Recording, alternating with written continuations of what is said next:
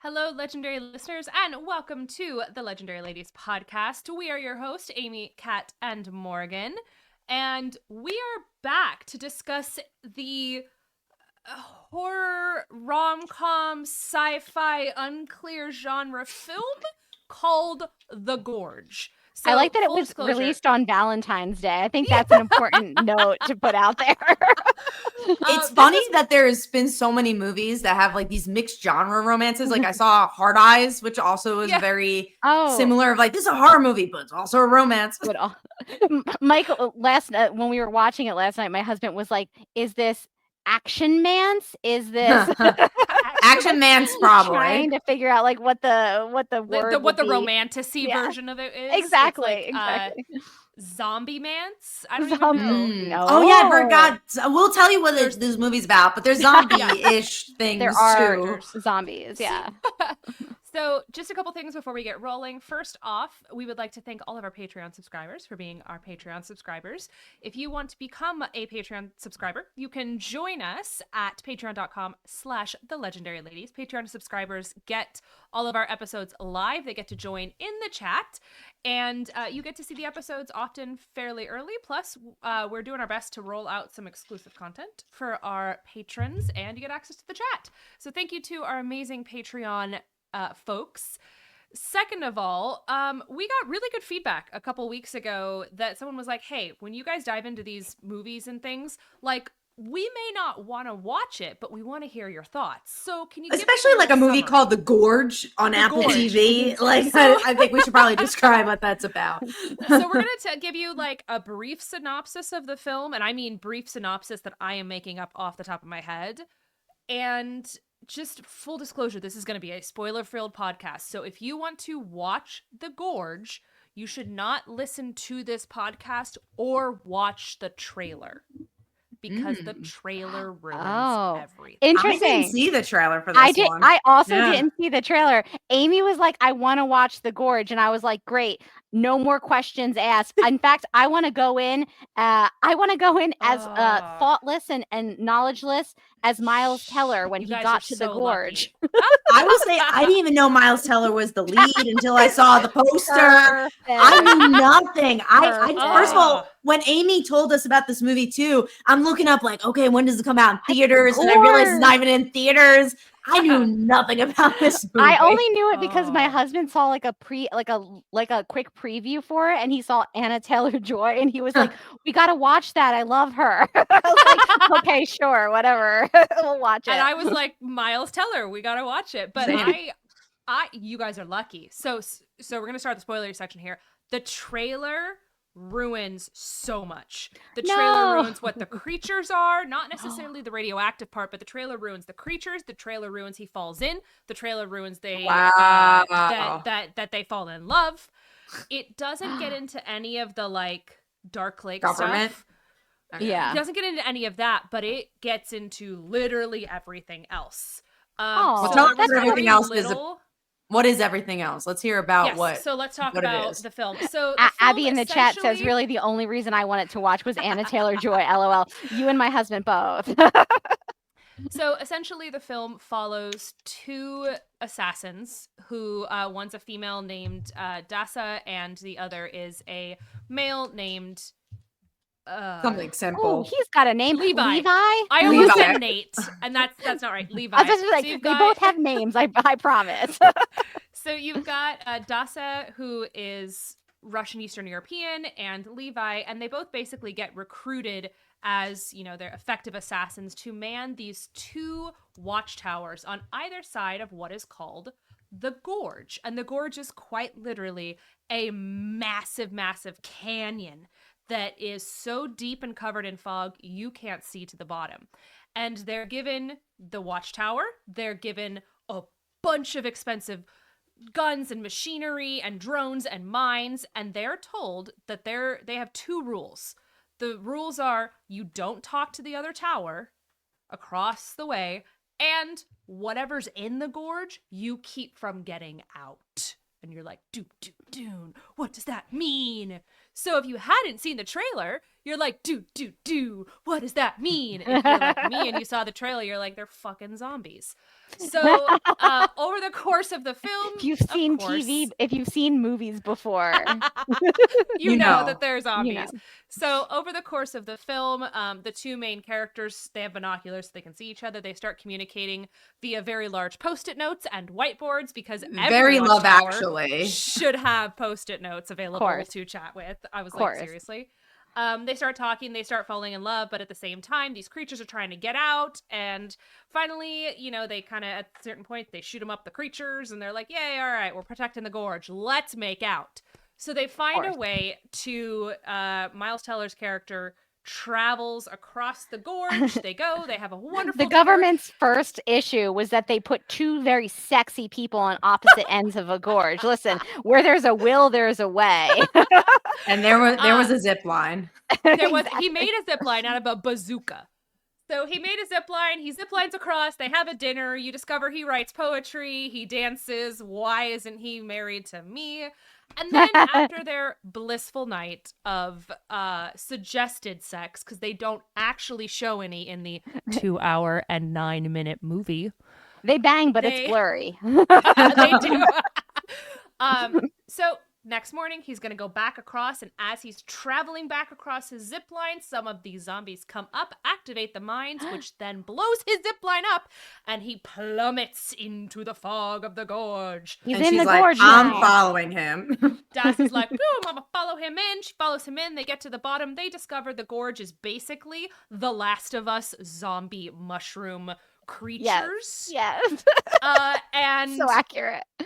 And it's like The Last of Us, but different. Like they're literally horses, and the trees are coming alive. And basically, as they're walking around, they discover an abandoned The Last of Us mushroom people town. Yep. And then you discover that it was a town in this very conveniently placed projector plot device recording. It's good that it was there. It was so helpful. They pull it up, and this lady who I'm actually trying to place because the actress was driving me nuts. I'm like, I know this actress.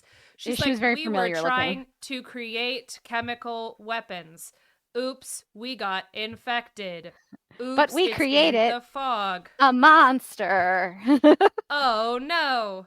It was very Resident Evil. I don't know if you guys have known anything about Resident Evil, but it's very Resident Evil. Or even like the I don't know if you guys watched Firefly, but like the Firefly movie when they find like that empty town and then they find the old recording where she was like, we thought we were doing good. yes. So I'm just gonna skip ahead because I realized I'm spending too much time on this. Basically, they eventually discovered that it was actually the people who put them in the watchtowers all along were collecting samples from the mushroom people, who are not actually mushroom people, by the way.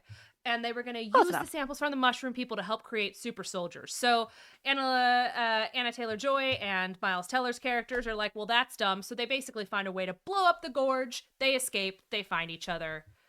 The end. Happily. Poor Sigourney Weaver. She's just had a plot. She had a plan. Doesn't quite make it. No. She's got a lot of good hair moments, but other than that, Sigourney Weaver's the bad guy, by the way. But, they got Sigourney Weaver in the movie, and she's like, "Great, I'll give you 2 scenes. A day. 2 scenes max. Make them count." She is in a helicopter that blows up for one of them, so I give her that. Props. So let's start with initial thoughts. Since you two didn't have any idea what the plot was, I'd like to know genuinely what you thought. So Morgan, you go first. Well, I was excited. I was like, I can't wait to find out about this gorge. What is it? Where is it? What's it about? It sounds so mysterious. I was singing like the song from Parks and Recreations when they're like talking about the pit. Don't be suspicious. No, where they're like, I fell into the pit, but I was like, I fell into the gorge. I vaguely knew it was a romance, but I could not understand how that could be possible. So I was sort of pleasantly surprised, and I was like, oh, look at, they're talking to each other across the gorge. That's so cute. With excellent handwriting. Excellent handwriting. We kept on most unrealistic part of the film. They played chess too, which I'm guessing was a reference to the Queen's Gambit. There were so many Queen's Gambit, and there were at least 2 Top Gun Maverick references. Oh. There For our was audio at least- listeners, Amy just had some balloons come across her screen for no apparent reason. for Top Gun Maverick. I did not recognize the Top Gun Maverick there were names. references. Were there? Bradford, which was his character's Oh. name in Top Gun Maverick, and something else popped up. But Top Gun Oh. Maverick's a good movie. You Yes, guys it have not seen it. It is. I like it it is a a lot. good movie. So Yeah, go, sorry, go ahead, Morgan. So I went in blind. I did not know anything about this movie besides like there's a gorge and two attractive people on either side of it. Maybe it's a romance. I found it to be, I think my letterbox review was ridiculous complimentary. In parentheses. It's a ridiculous movie. Like the premise, if you're gonna sit there and you're gonna think too hard about the premise, don't do it. Like don't watch it and don't, but also don't think, because a lot of the premise doesn't make a lot of sense. If this is such a big deal, why would you only put one or two people on it? Also, the defense systems don't make a lot of sense. Those mushroom people shouldn't be able to get that close to the top of the tower. It just seems like a recipe for disaster. That man who died in the beginning, he just gets shot. That sucks. And then he fell into the gorge and became a mushroom person, one assumes. Tough luck. Tough break.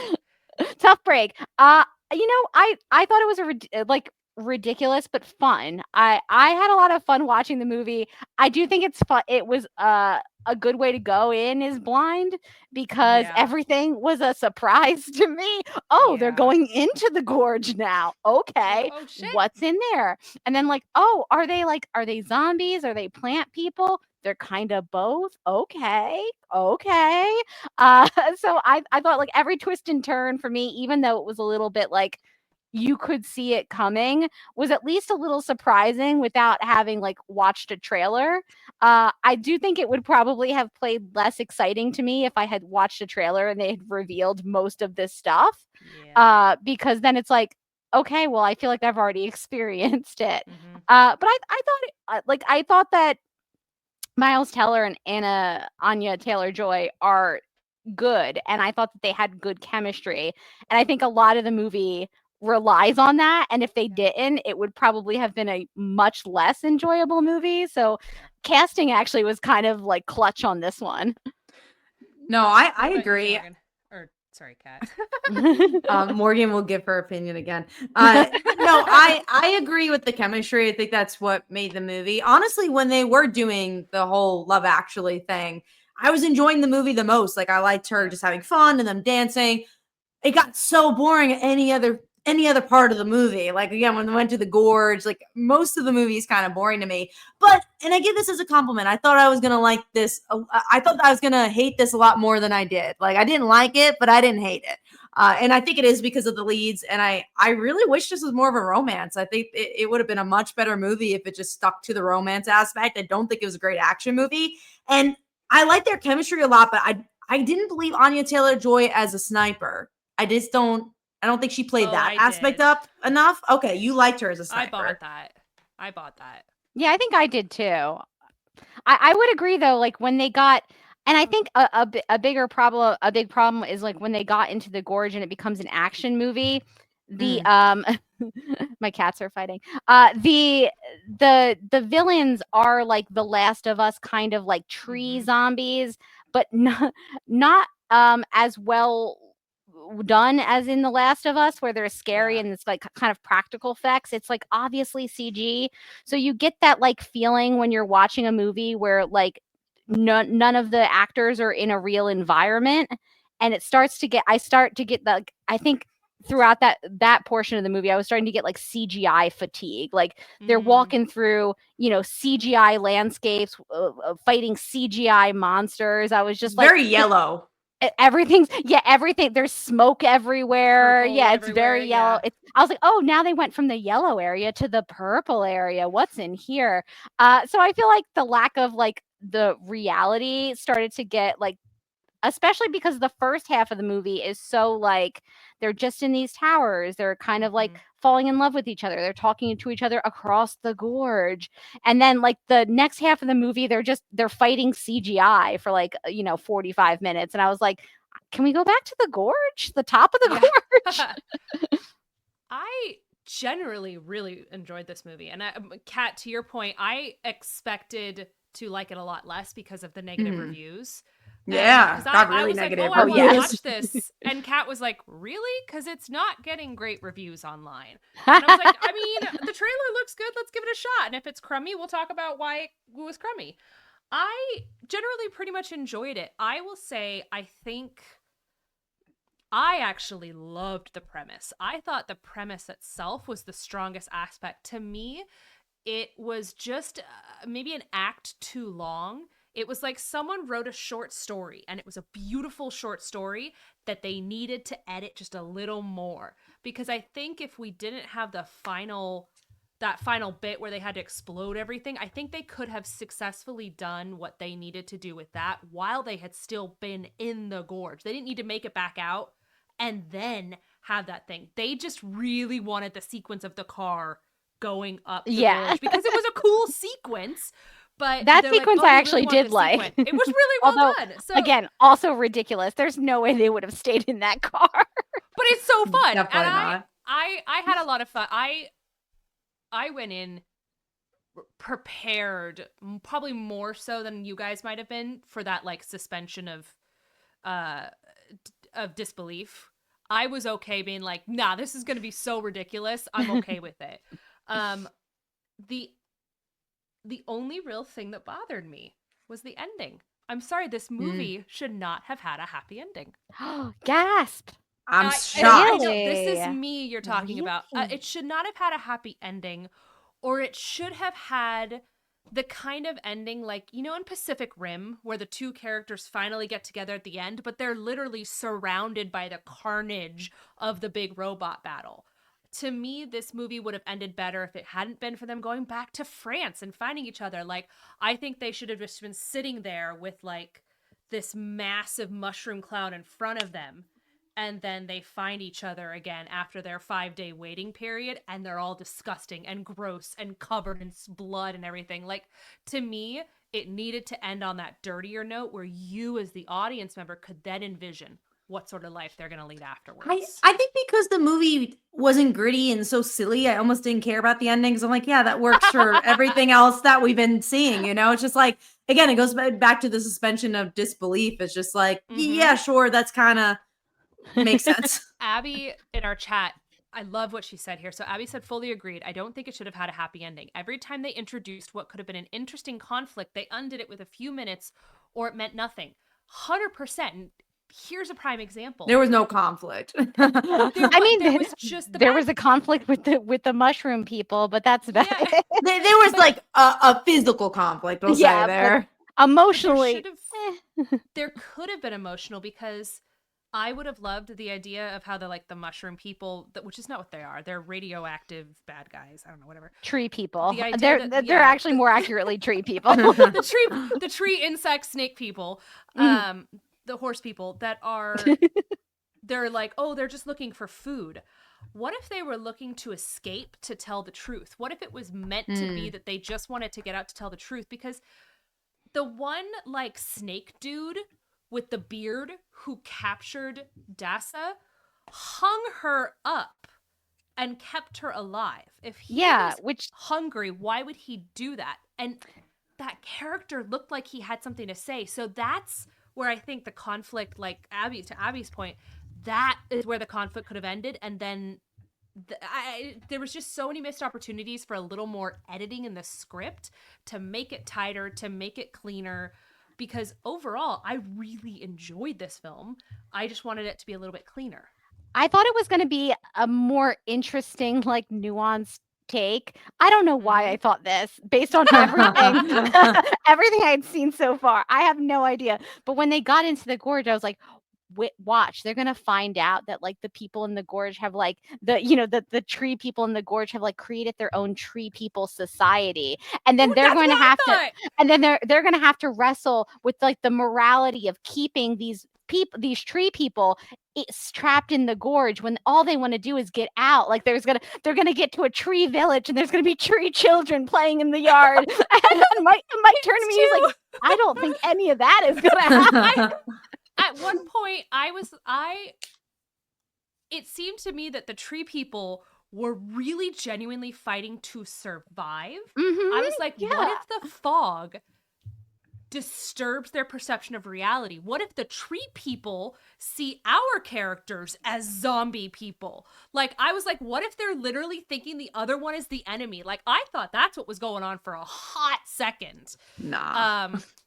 Yeah, Abby also brings up, like, maybe the 5-day waiting period was one of them mutated after both of them finding love and one has to kill the other. That would have been far more interesting. Like, I feel like, I don't know if I would have liked that ending, but I was prepared for that ending. I kind of thought that that's what they were starting to like prepare you for, because otherwise you could argue why even bring up that there's a 5-day mutation period where like it doesn't really, like, you could take that out and the plot is essentially the same. It was just to kind of like put you on the edge of your seat being like, oh my God, did they get infected?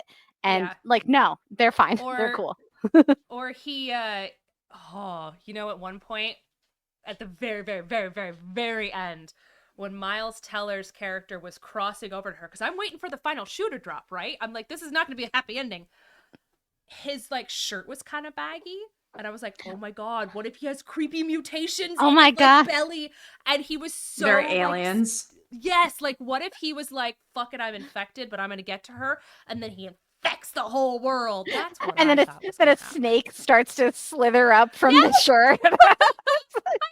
Oh no! It's ready for it to have like fucked up his mind. I was so because honestly, that's how I would have wrote it. I would have wrote it like really brutal and everything. So there was just nothing. No stakes. Weirdly enough. Even character wise, I don't even, there was never a moment where I'm like, are they not going to end up together? You know, like, I feel like there was no, and again, that's fine. Like it was a good romance, but I remember there was this like conversation that Miles Teller's character was saying where he's like, oh, you know, they picked me because I'm a loose end, you know, I didn't have anything. And now like I have you. And like, I have a life or whatever. And I don't know if that ever got to a strong character beat. Like it's just like something mentioned. I think that the romance between them is well done, but it was maybe not given enough time to have like me be like, oh yeah, it's totally changed their life. I can totally see their connection, because half of their connection is just like that hottie across the way, like wink wink, and the like raising a glass and like, here's my snowman friend. And I thought all that was really cute, but I feel like before he fell into the gorge, maybe they had more time together. I think I would have been a little bit more, I don't know, invested in their relationship. Like Kat, I didn't really have too big of an issue with the ending. The whole movie's kind of ridiculous. So is the ending. It's like, you know, the ending is like very like romance movie. It's like, I found you in France. And you're like, cool, okay. Like, sure, why not France? And also they're snipers too. They could talk more about like, they kind of talk about like, oh, I killed this person, but they never get into the emotional weight of that. Like he's like, oh, I have bad dreams. And like, it kind of skips past that. And he does, but she definitely doesn't. Which is why for the whole movie, I thought she was like some sort of double agent or she was sent down to discover something. You really wanted something else with this movie. I really wanted another layer. I really did. And that's because my writer brain just kept trying to fill in gaps. And I was okay with that because the pacing, unfortunately, when you've got a pacing like this, which is really long, you kind of force yourself to do that. But I really, because he was like communicating with the gal over radio, but you never see her do the same. I was waiting for her to be like the whole time. I was like, is she actually like, is she working for their competition or something? Like, I wanted there to be so much more, but I didn't understand. I didn't understand her recruitment. I knew like the dad did stuff and he killed himself, I think, on Valentine's Day or something like that. They really speed past that one. Like, I didn't really understand the connection to Valentine's Day too, which was the release date for this movie. It's like, yeah, you know, the day her dad killed himself. Like, you right? Yeah, I felt like you get that backstory a little bit, but you don't really. And also, was there another person there? I guess, like, who was the other person previously in that tower? They just didn't follow that particular character's story, which is again why I was like, there's got to be more. There's got to be like the Russian side has to be. Like, there has to be something spookier going on here, more in depth. But and she's breaking all the rules.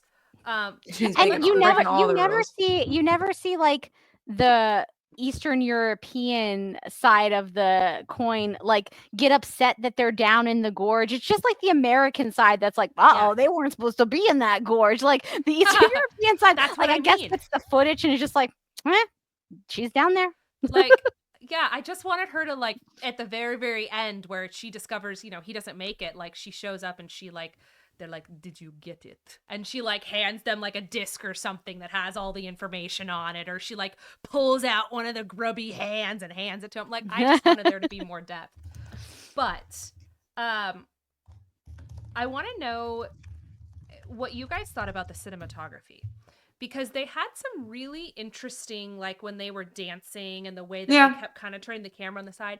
I really enjoyed it. I actually thought that the cinematography and the photography of this film was one of its strongest suits. You know what was so interesting? When I saw those scenes and like the artsiness of it, I kept thinking, when Miles Teller and Anya Taylor-Joy signed up for this, was it a paycheck or did they like it? Because I like, again, the cinematography moments, I'm like, maybe they did enjoy themselves and they really did it for the art. And then there's other moments where I'm like, maybe they did it for the paycheck. I really don't know. And You mean when he's fighting a tree person with a sword, you thought maybe yeah, maybe maybe that wasn't for the art. but then there was the artistic scene of them like just dancing together. I'm like, I'm not sure. Maybe they read the script and they thought it'd turn out differently. Oh yeah, and like that, like the one shot where like one of them falls on the ground and then like the camera like changes direction and then when they get up the camera like follows them up. Yeah, I was like, ooh, it's artsy now. It continues to be different movies each time. It was right. Yes, that's half the conversation of what genre is this film, but we'll get to that in a sec. I definitely, that whole scene, Morgan, though, I clocked it. I was like, I want to do this on stage. That whole intimacy sequence where they were kind of flipping around and how they were moving, I was like, I 100% I'm going to watch this choreography like 3 or 4 times so that I can do this one day on stage. Like, I loved that choreography. I thought it was really well done. Yeah, the choreography was great in that scene. That scene also made me laugh because she puts on an album. So she's got like a record player. He doesn't seem to have one. He's got some books. He's got a record player. Together they could have like a really nice staycation. So she has a record player. She puts on an album. It's the Yeah Yeah Yeahs, like Spitting Off the Edge of the Earth, which is very on the nose.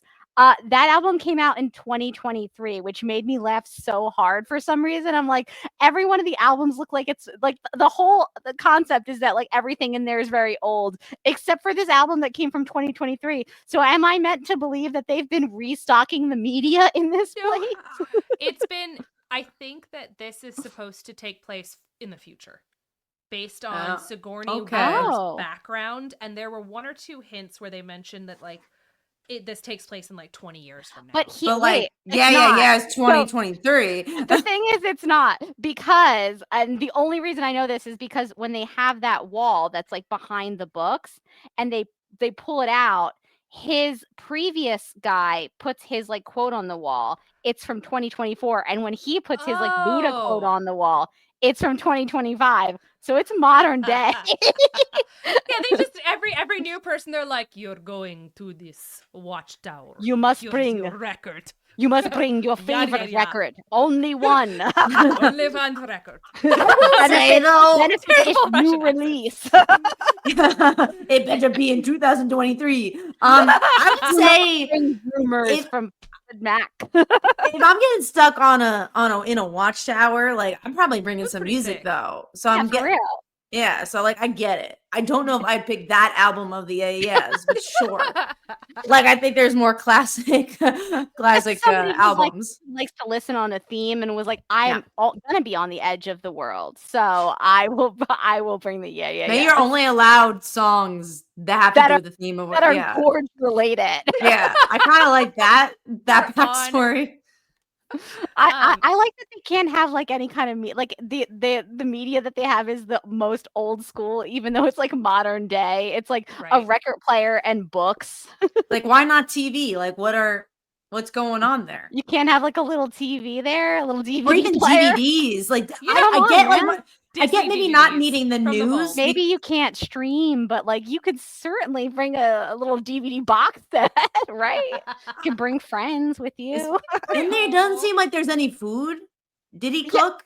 Well, he's growing his own. Grow. Yeah, he's growing his own food, but it was like he picked off like 3 cherry tomatoes, and I'm supposed to believe he's he never cooks it.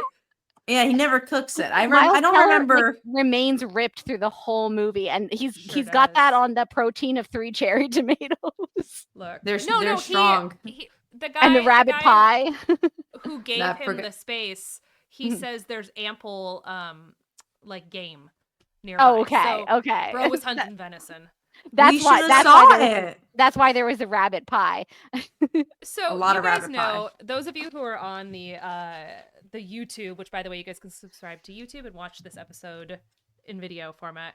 If you guys have been with this podcast for a while, you know that I traditionally write notes. And the notes are, if you look at this, they're all over the place in different colors. But I'd like to highlight a few of the notes that I wrote down. First off, at the very, very beginning, he gets a call from a phone number, and he's in San Diego, right? It's an Escondido area code. It is my hometown area code, and the Mesa Community College is accurate. So I was like, well done, San Diego, represent. Good for them.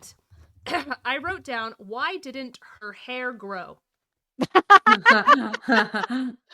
You know? I think we were robbed some scenes of her cutting her own hair and being like, should I get bangs?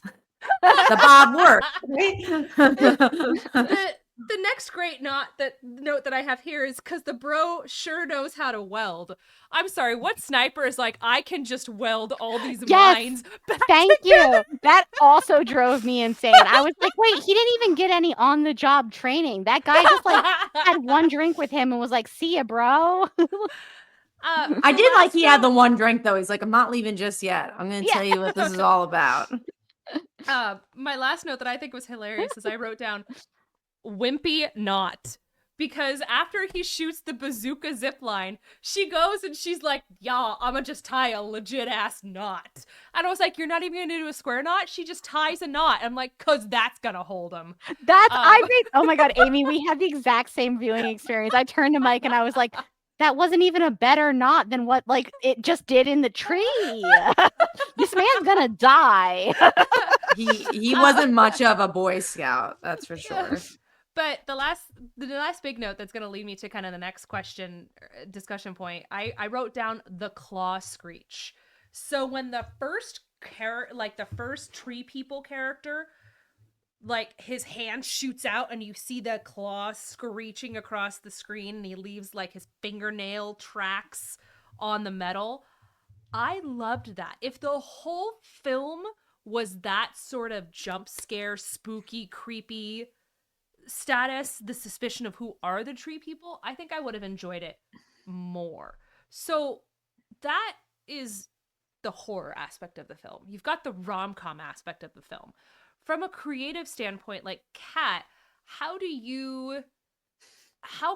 you define this movie in a genre?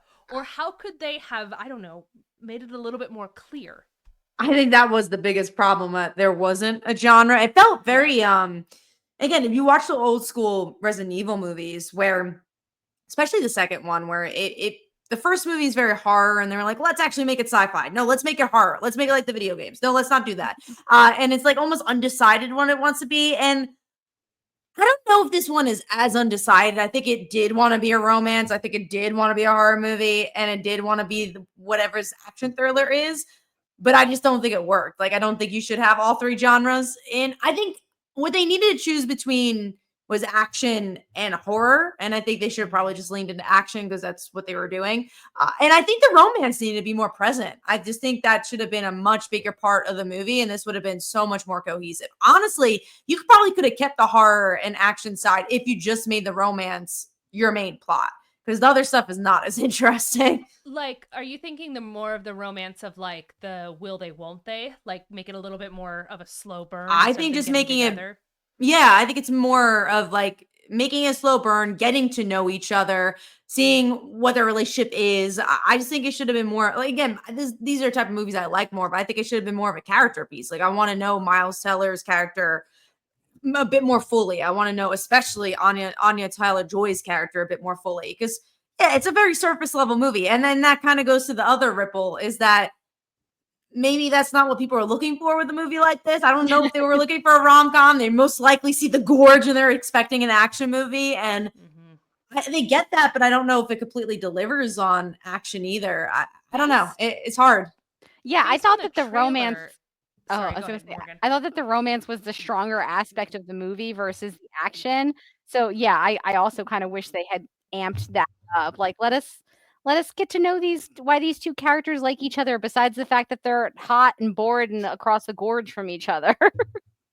I think there needed to be some conflict with the romance. I think there needed to be, like, whether or not she can't tell him the truth, he can't tell him the truth, which is, again, why the whole time I was like, she's totally lying to him. Like, she's not opening up. She's totally lying to him. Like, she's a double agent, whatever.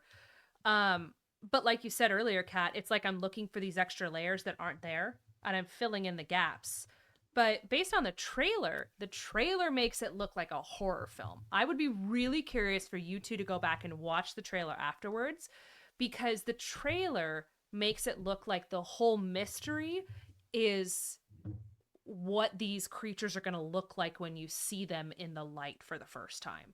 And that's not what it is. You learn very quickly what kind of creatures there are.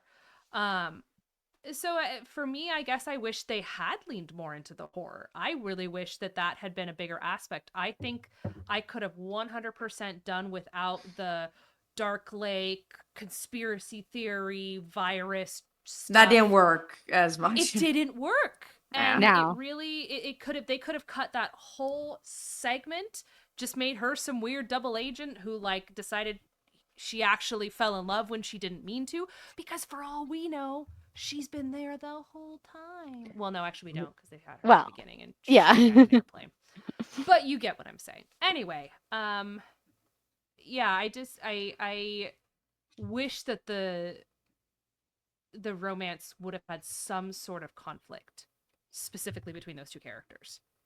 Yeah, I think that would have been like another layer to it if they met, they fall in love, they finally get together, and then like this is just sort of a traditional story structure for a romance, and then there is some form of conflict, and then like a breakup or like the fight or whatever, and then they're like, no, actually, like we're really committed to each other. Let's get out of here and not become tree people. Like, I don't know.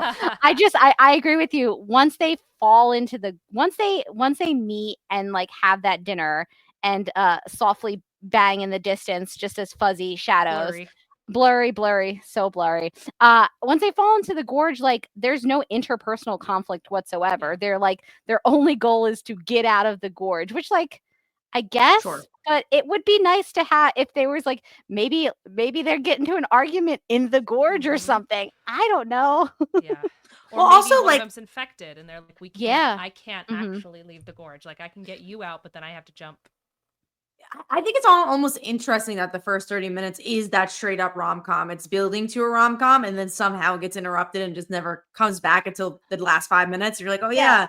There's this whole part of this movie, I guess, that we just missed because it wasn't there. But there was 30 minutes of a rom-com and then 5 minutes of a ending of a rom-com. Yeah. And then in the middle was just like an action, Something like an action movie that was like somewhat enjoyable, but probably like a little too long. Yeah. I think that it could have been trimmed down. They could have cut a whole story plot, and I think we would have had a really solid film. I still didn't dislike it, though. I enjoyed it. More than once, I was like, I'm actually enjoying this. I think I like this. No, I had fun in the gorge. I liked it more than I expected, and it's interesting to see how little Apple TV has to offer. So if you have Apple TV, then you can at least watch something. Because I was looking at their movies, I'm like, wow, they really don't release that many movies. Peacock is where it's at right now. Peacock has Nosferatu, which I think we should watch. Oh, I've seen it and I hate it. So but we can watch it. Oh my God. Okay. What's so funny, and we can talk about it if we actually end up watching it, but Dan wanted to go see it and Dan loves Nosferatu. It's like that's like very much built for them. And we were watching it. I was like, okay, I'm here for Dan. It's fine. Like it's okay. And I turned Dan like, did you at least like the movie? And Dan's like, no. So boring. And I was like, not even you liked it. And I was like, and then my friend Julius, he was just like, that was the worst movie I've ever seen. I'm like, Okay, now I don't like watch it. anymore. Other people, you might like it. I just thought it was really, more. really boring. I thought it was very boring. So But we can look. I've already seen it, so we can do an episode. I've been wanting to watch Nosferatu. I didn't want to see it in the theater because I was like, if it's gory, like I don't have my little blankets to put over my eyes. It's embarrassing in public to be like, no. It's not gory, but it's very like it's visually, there is visual things going on. So because like the acting from Depp's daughter, Lily Depp, Lily Rose or something. she really like uses her body to express herself and like go convulse. So like you'll see that a lot. Yeah, I hear she really like goes for it. She's like in every scene.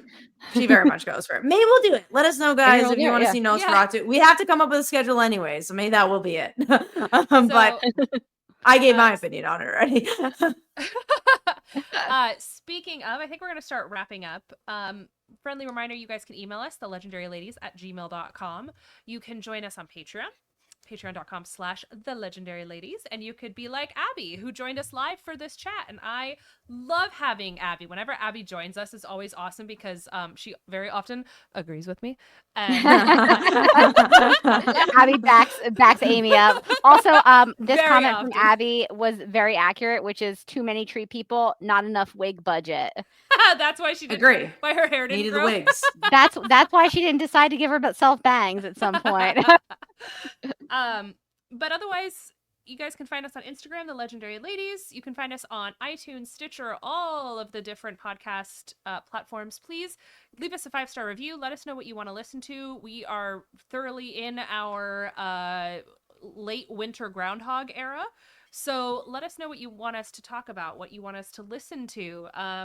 I really loved the interview we did last week with Fiona Fenn about her book. And so if there's a book you guys would like us to read, you might have to convince an individible on board our podcast if it's over 300 pages. But I might not be there for that then. If it's over 300 pages, we'll see what the subject is. I feel like I want to offer a quick correction. I went and looked at the posters for the Gorge. Anya Tayor-Joy's character does already have bangs, so so she didn't need to decide because she already had them. She could have cut herself just trimming him really good. Yeah, exactly. They become those like baby wispy bangs or something. Like, that would be funny if she's like one time he comes out and she's like, "What are you doing? Why are you holding your head?" And she's like, "I cut my bangs bad." Like. They're too short. And then we add comedy to the layer of genres that they were trying to do. We just more in there. The whole film. But yeah, I think that's gonna wrap it up for us. Thank you guys so much for joining us. Kat, where can people find you online? Well, I used to have a Twitter. I'm still figuring that one out. At Comic Uno. Yeah, we'll see. I've been in talks with the Better Business Bureau, so we'll see if that goes anywhere.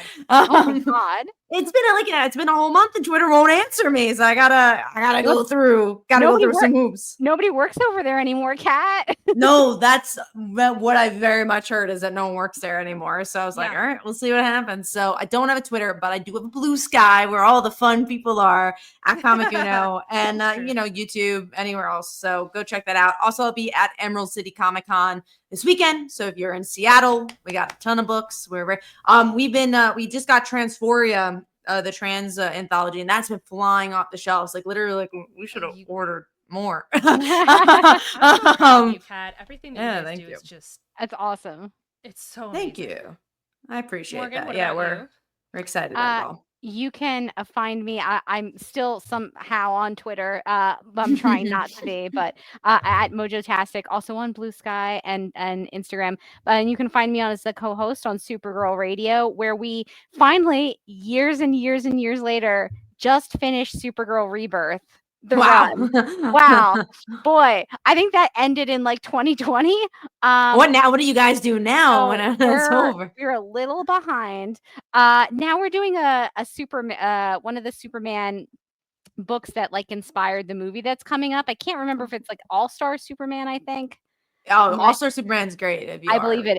I believe it is. So I think that's what we're going to start on next. And then there's a it was recently announced that there's going to be a new Supergirl book coming out from DC, which hasn't had since Rebirth, which for me was, I just finished it like yesterday, but for most other people was like 4 years ago. So that'll be good. You'll get some more Supergirl content. Amy, what about you? What are you up to? I am just on Instagram right now. I'm working a lot of working. You guys can find me on Instagram, Amy_hip. That's Amy_HYP. I haven't posted in a really long time, but I think I don't have anything going on right now. I'm auditioning for a couple things coming up, but the challenge when I'm working so many jobs is I love theater. It's my passion, but it's really challenging to make rehearsals. So I'm trying to be really like proactive about what I'm auditioning for. And so I'm kind of saving some gas money for the Shakespeare season coming up in Temecula. So I'm very excited. Ooh. Anywho, I think that's gonna wrap us up. Thank you guys so much for listening and joining us. Have a wonderful week and stay legendary. And don't fall in a gorge.